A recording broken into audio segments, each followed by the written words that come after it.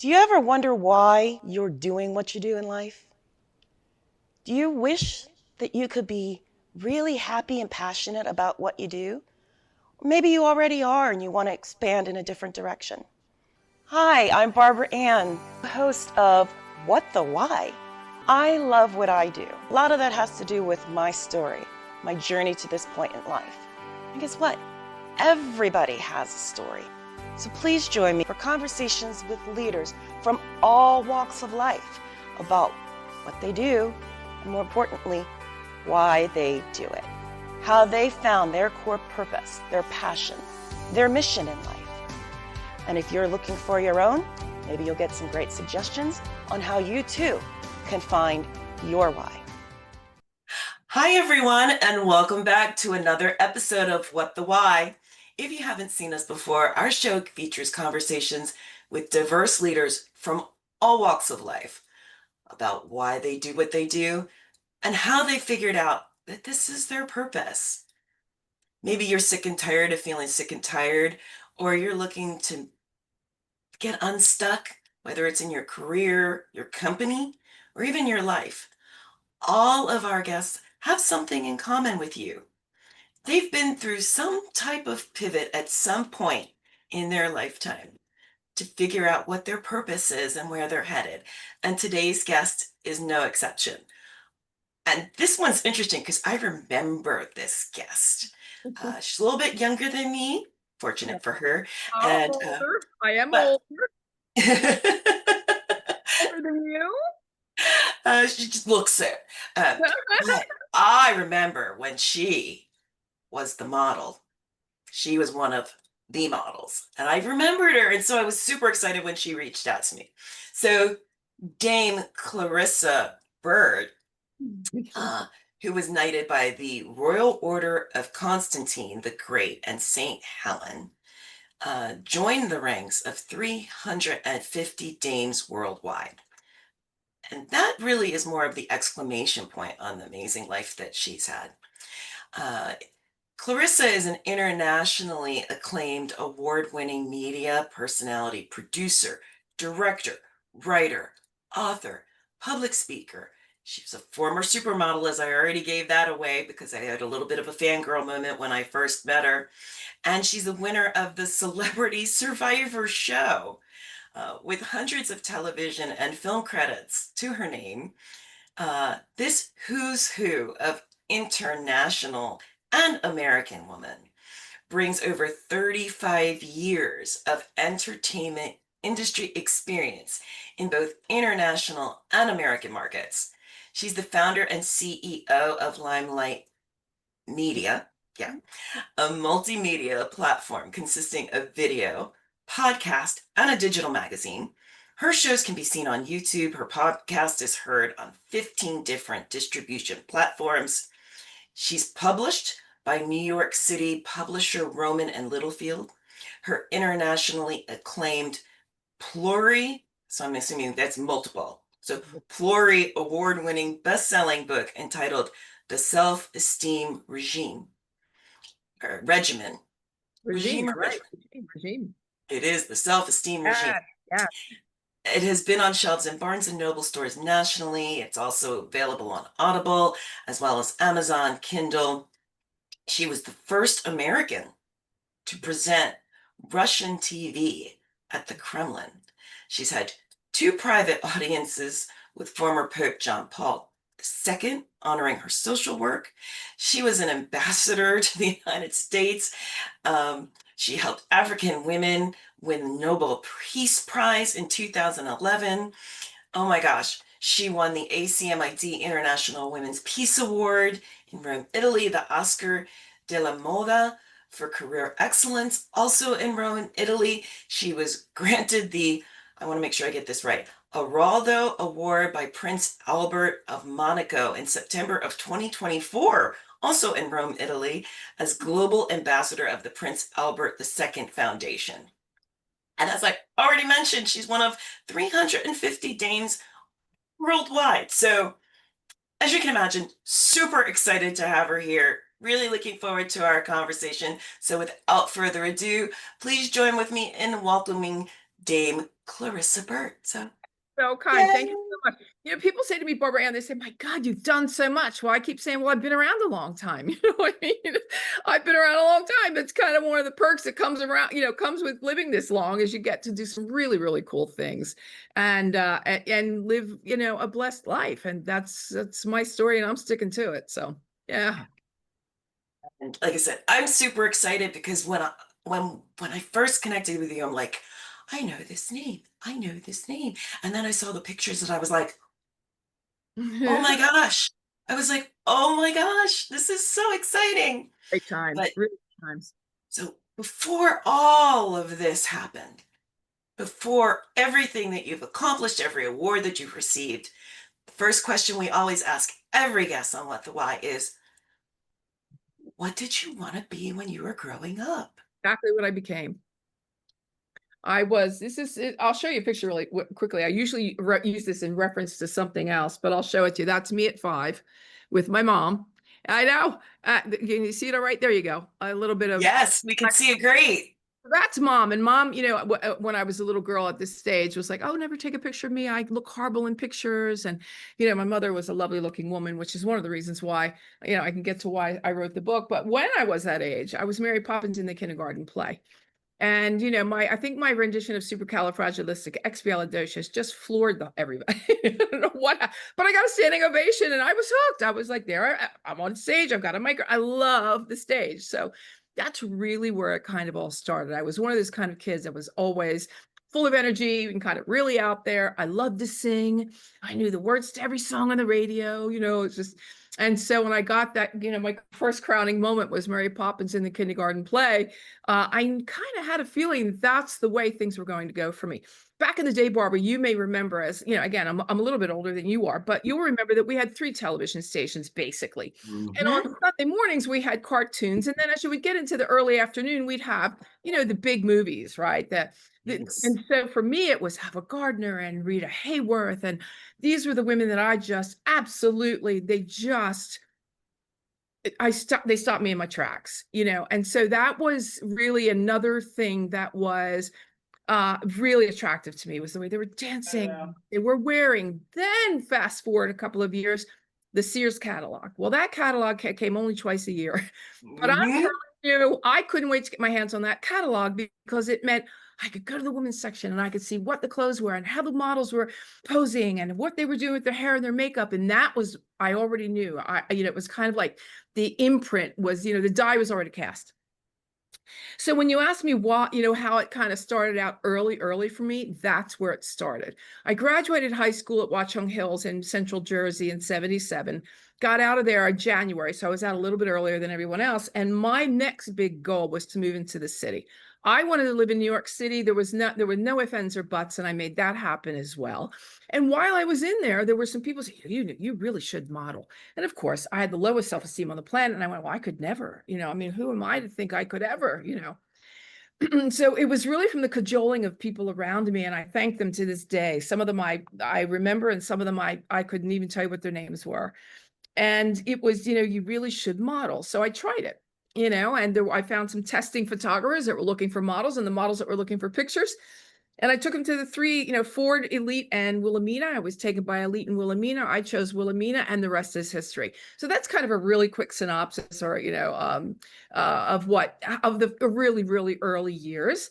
Next, I was in, you know, I started New York, kind of wasn't my thing. I went to Paris, I had baby fat on me and I was homesick.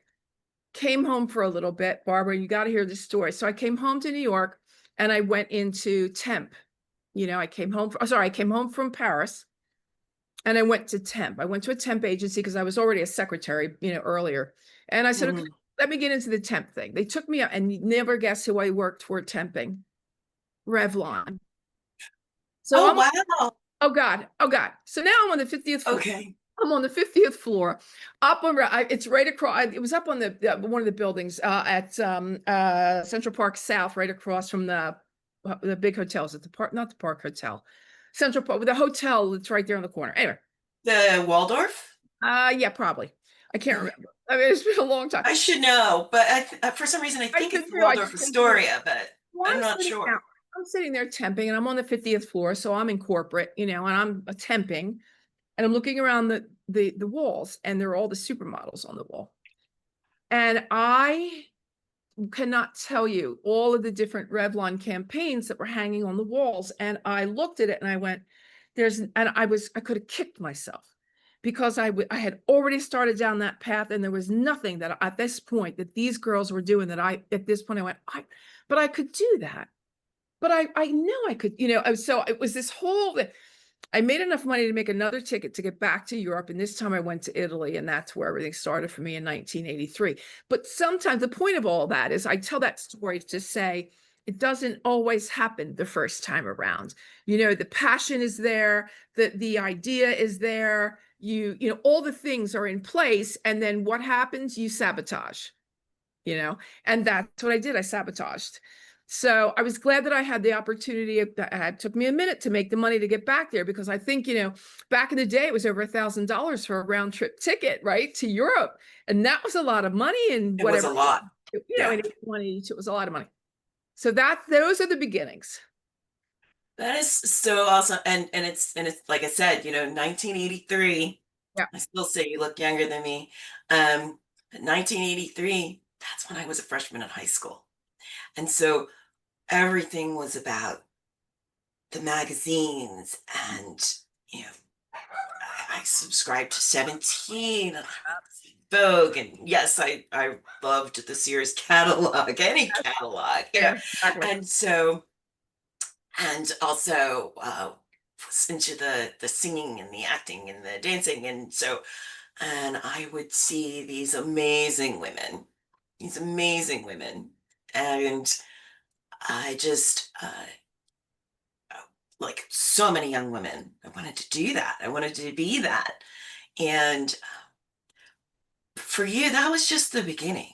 I Yeah. mean, because you've gone on to do so many other additional amazing things. So, how did you find your way from being this famous print model? I mean, with some of the biggest names in the industry, to, you know, your book and your media empire, really.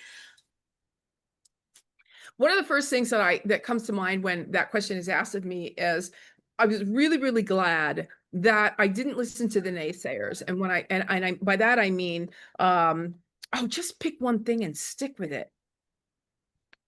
Well, wait a minute. I have like 400 dreams, they say in Italian, they say dreams in the drawer, right? You open the drawer, you pull out another dream, and you make it.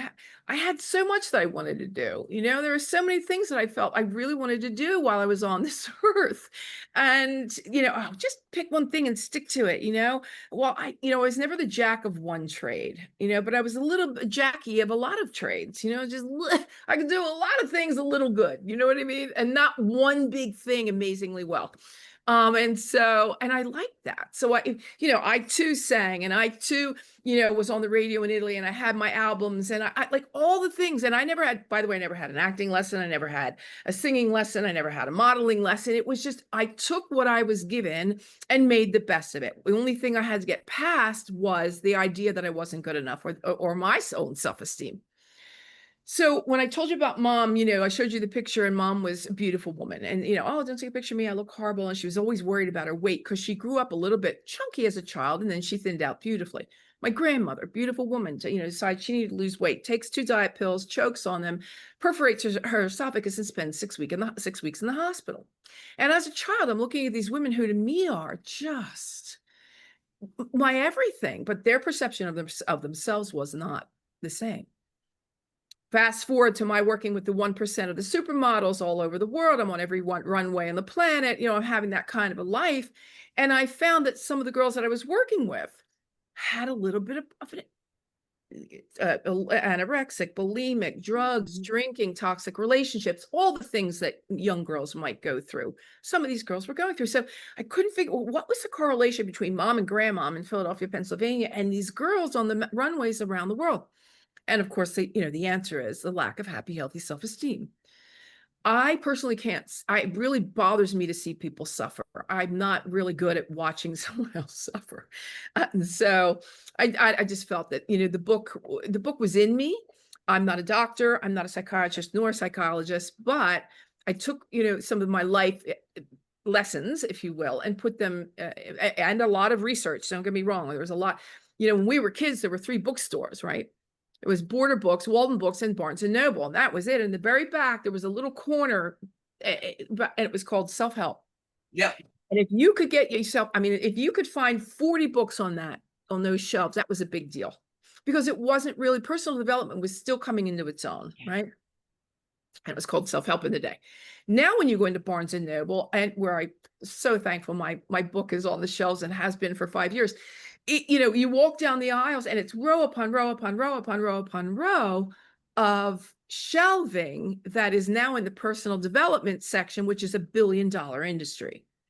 So it just goes back to prove that we are always looking for guidance and solace and support and the reason why or the way out of our problems, right?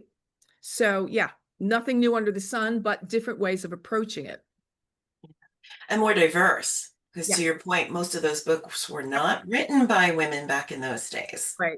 That's right. I mean, one of the first one, it was just male, male, male, male, male. And then you finally started to have some female authors emerge. Well, I'm right next to Brene Brown. So it's Brene Brown, Clarissa Burt, Dr. Deepak Chopra, and then Dr. Joe Dispenza. We're all on the same show. Which is really awesome. So, see, now I have every incentive to get your book, because I have Brene Brown and I have Deepak Chopra, who I also had the honor of meeting. And so, yes, that would be great. Now I can be consistent with the end. You talk about pinch me moments. Every time I walk into Barnes and Noble, and 5 years later, my book is still on that shelf. Pinch me, just keep pinching me, because I got to wake up. It was such a dream. And it was picked up by a New York City publisher right after COVID hit, which, when everything was shutting down, we were able to get a book deal in New York, which is another really phenomenal opportunity and crowning moments. Life is made of little crowning moments as you go. And these are all compiled into, the reasons why I allow myself and give myself permission to be proud of myself sometimes for the things that I do. And that's another major, hurdle that we have to really, so especially with women. Yes. We always are asking for permission. Give yourself some grace. Give yourself that you need some permission. I'll give you permission. Go. Now you have permission. Now go do, we're not here that long. We're here for a flash. So get the work done and live your, go live your best life. Yeah. And I that there were so many important things that you just said there, especially since sometimes people are looking for that really significant big thing. And it can be those little crowning achievements that add up to that big thing, like a snowflake. Lots of them become a major storm. Right. Yeah, It's a major absolutely right. snowball. I went right to storm. So Okay, perfect. Yeah, the perfect storm. That's fine too. Yeah, it all works. But I think, some of the things that I really like to talk to when we're talking about, the book. For me, it's like it's a manual. Because you're not going to read about self-esteem. You're going to do the work. This is a manual. You're going to, from the first chapter where it's releasing to the second chapter where you're rebuilding. We have 12 chapters in the book, and each one of them lives in its own microcosm. But for me, it's a mission. It's really, love to see this become a movement whereby we can all, the women that have, the beat from the heart and that really want to see, really want to be happy for other women's success. There's no room for jealousy and all of this. It's a very low vibrational energy. So, that kind of thing. Just, yeah, I know sometimes I get off and I babble, but I get very excited about it. No, it's so well said, because this comes up a lot, especially with the work that I do with women. And it's interesting because when you were talking about the self-esteem issues that you saw firsthand among the women those of us who were growing up wanted to be, we would have given anything. And we didn't know at that time that that's what they were going through. We saw them as these ideals and perfection, and they didn't see that. They didn't feel Have the that. opportunity. Our mothers and grandmothers didn't have the opportunity. That Right. they were to get married and have children, and that was it. There were very little in the way of opportunities. You know, we were born in that sweet spot whereby we had the Gloria Steinems of the world. You know, we had the Bella Abzugs, we had the women that were really working toward you know, more freedoms for women. And I watched it, you watched it. And that's where, again, we really were born in that sweet spot of being able to come off of our, you know, our mother's coattails and stand on their shoulders, you know, and say thank you, and then go on to do great things for the really hard work that they put into making the changes that need to be made. So let's delve more into the work that you've done, especially around helping women with their self-esteem, because I know that that's something that you're really passionate about now. Yeah, What would you say are some of the key I'm not good enough. similarities? I'm not Yeah, good enough. Everybody, I'm not yeah. good enough. I'm not good enough. Who am I? And, you know, how could I ever? And who do I think I am? And I'm not good enough. And, you know, and that's usually followed by I'm not loved and wasn't wanted. And, you know, so it's really comes kind of back to I'm not good enough. And the interesting thing about I'm not good enough, or, you know, we are enough, we're all enough, everybody's enough. I looked up the definition of the word enough, and it is only as much as is required. Mm, Only as much as is required. So just by definition, the word enough isn't enough. So the new mantra has now become, as opposed to I am enough, the new mantra is now I am so much more than enough. You yeah. know, that's the one everybody needs to write down and put on, you know, by their computer on their, you know, their makeup mirror. You know, that's the one that we need to be chanting. And come back to me in 21 days and tell me how you feel after that. The other Mm, thing I think that you know, we hear the word birthright a lot. What does it really mean? Okay, it's your birthright. Okay, great. What does that mean? It's kind of one of those things that kind of goes over your head, and it's there, but it's a word. And what does it really mean? Well, it means you deserve to live in a peaceful home, live in a peaceful environment, live in a peaceful existence. You deserve to be here. You are not an accident. Right. And a lot of, you know, I know that I was an oops baby back in the, you know, my parents weren't even married yet. It was oops, now you got to get married kind of thing. You mm, deserve to be here because you, again, you're not an accident. You deserve to be loved. You know, you deserve to love and be loved. And a lot of people do not feel that way. And, you know, you can talk to a lot of people when you finally get to their inner child, if you can get that far with a lot of people, because so many people are so shut down, you'll find that that's really one of the main reasons they are living a suffered life. You know, you have the absolute right to feel your joy, your grief, your rage, your ecstasy, all the things, and not to apologize for feeling any of them, to speak your truth. You know, I mean, I cannot tell you how many times, even in the when I was a child, you remember how many times we were told, you know, to be seen and not heard. I don't know about you, but I was. And so to be able to express yourself and to stand tall in your convictions is a huge thing that for your birthright to be able to evolve, to be able to say yes or no. That's your birthright. To be, yeah, yes, it's many other things, but your birthright from very early on is I can say yes to this, I can say no to this. Obviously, it depends a lot on how you're taught and what you're taught, but you can always change that down the road should you need. Also, your birthright is that, you know, to be able to rest. We couldn't do that in my house when I was a kid. You had to be up on Saturday morning at 7 o'clock in that house. You're going to work on that house inside and out until it was sparkling clean.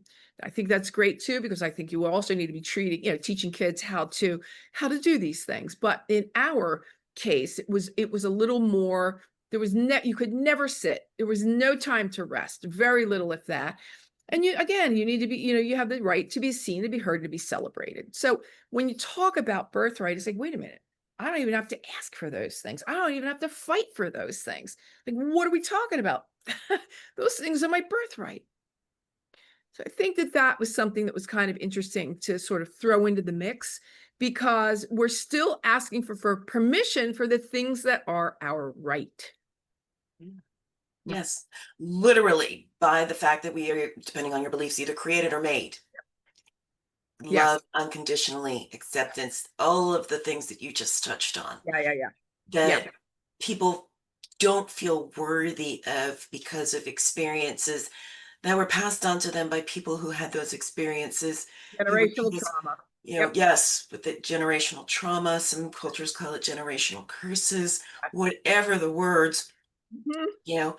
So much of the work I do is actually very overlaps into this Yeah. because I'm deep. yeah, it's at their core, and they're even finding now that it can be passed through DNA.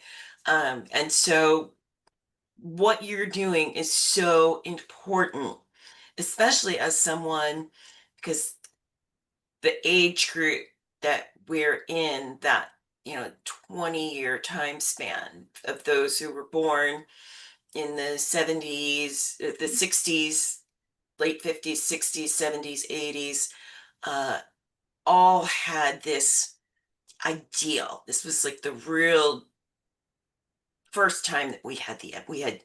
I'll never forget when MTV premiered, but to your point, we had the catalogs. We had Leave It Yeah. to Beaver and the Brady Bunch and these ideals of perfection, which is probably why I liked I Love Lucy so much. I do too. I Because love her. she so wasn't. Watch it. I mean, she comes through on TikTok all the time. I just, I have to stop and watch. She did. And Yeah. I still could Yeah. go back and I could appreciate, oh my gosh, what she did for her time and Yeah. how she made so many of us feel a little bit more normal. Yeah. Um, To your point about the belief systems, the things that we were taught is one of the yeah, first things we talk about, because the first chapter is release. So what were you taught? What you think was etched in stone because it was what was passed on to you, and the belief systems from our ancestors. I mean, is it yours? Or was it passed on? Do you know what I mean? Like, is it really you? So when you find, and to do the work in personal development that I talk about, it's going to take a lot of courage. That is keyword number one. And you're going to get some people's noses out of joint. Some people are going to get annoyed, and others are going to get pissed off, and others are going to, downright shut the door. You have to move on as you move into the second chapter, which is rebuild, to build the life that you want for yourself. And when I say that, there are a lot of people that say, well, listen, you're going to take over the family business. And I love you for that, mom and dad. Thanks a lot. But it's just not what I want to do. How many people got caught in that lovely conundrum to be in? Don't get me wrong, but it just wasn't for them. They didn't have that calling, and they wanted to be true to themselves. That causes a rift, right? That's an issue.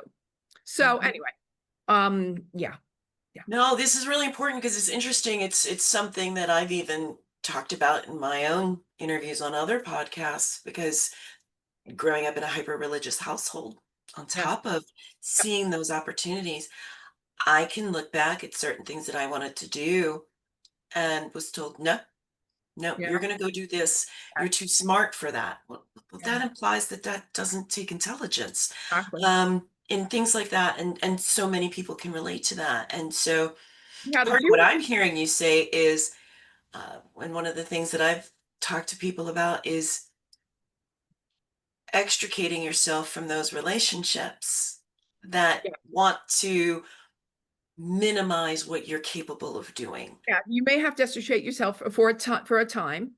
I am always of the thought that you cannot heal in the environment that hurt you. And you cannot heal in the environment that is oppressing you.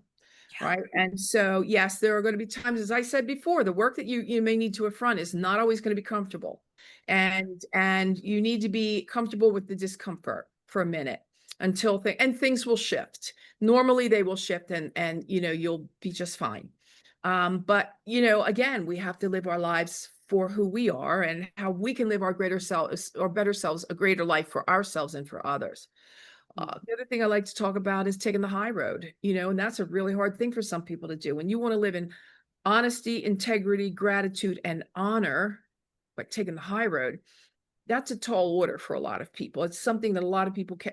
That's the 1%. That's what we want to be striving for. When you have a value system, and I say, give me 4 or 5 of what's your value system. Most people have heard it, don't really know what it is. What your value system, and there's a huge list. You can go look it up. It's your blueprint.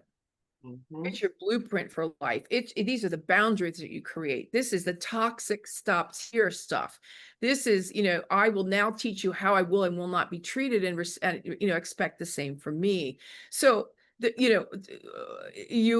you start moving into these kind of power moves, and they're power moves and meant that they're powerful as you become a powerful, more powerful human being. Self-confidence, for example, confidence, right? Confidere, which is from Latin and Italian. As you know, I lived in Italy for a very long time, and I speak, fluent Italian. Confidere, it means with trust. Put self in front of that. Now you have trust in self, right? That's self-confidence. When you get to the point that you can trust your decisions, you can trust when you go on to an interview, you can go when you go into an event, when you're running, the boardroom, you can trust yourself to make the right decisions for your life. And be flexible and malleable enough to know when it's time to change some of those decisions, right? Because not every decision you're going to make is going to last for a lifetime. Some are for a season, some are for a reason, and some are for a lifetime, just like love relationships, right? So there you go. That's another really huge part of what I talk about. And believe it or not, we're running up against time. And I have so many more questions for you. At some point, would love to have you back Yeah. as a guest to talk more, especially once, because I got to read the synopsis, but I haven't seen I haven't read the whole. And I have so many more questions for you. I admit, like I said, spent the first couple minutes just fangirling and, and being nostalgic back to my Yeah, youth. yeah, it's nice to remember. But as we come to a close, you've pointed out so many different quotable things that people it could really help them. What would be your parting advice or suggestion for the many people who are watching, many of whom really the fear of change is still stronger than the fear of staying where they are? Oh, it's the most exciting part. There is so much excitement in this work, and the work of personal development, the work of discovering yourself, the work of finding out all the possibilities of who you can be. Again, create the blueprint.